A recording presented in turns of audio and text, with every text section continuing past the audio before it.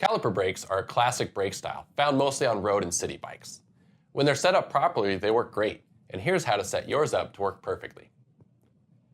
If it's not attached already, put the caliper pivot bolt through the hole at the top of the fork.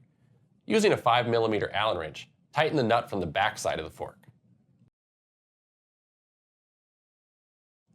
If you need to install the brake cable, pull the brake lever to the bar and thread the end of the cable through the cable holder shown here until it shows up at the end of the cable housing.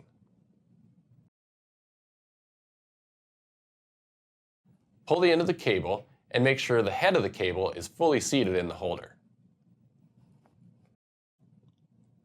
Flip the release lever up and feed the cable through the pinch bolt, double checking to make sure the cable housing is seated into the barrel adjuster.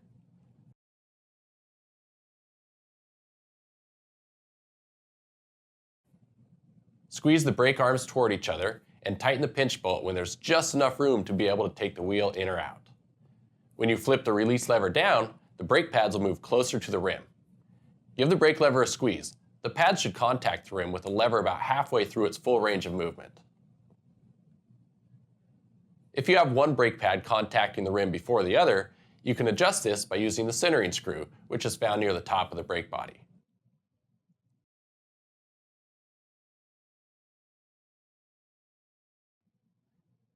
Squeeze the lever again and check to make sure your brake pads are contacting the center of the braking surface of your rim. If they're too high or too low, use a 4 or 5mm Allen wrench to loosen the bolt holding the pad in place and adjust the position of the pad. Retighten the bolt enough so the pad won't move and make sure it stays aligned on the rim.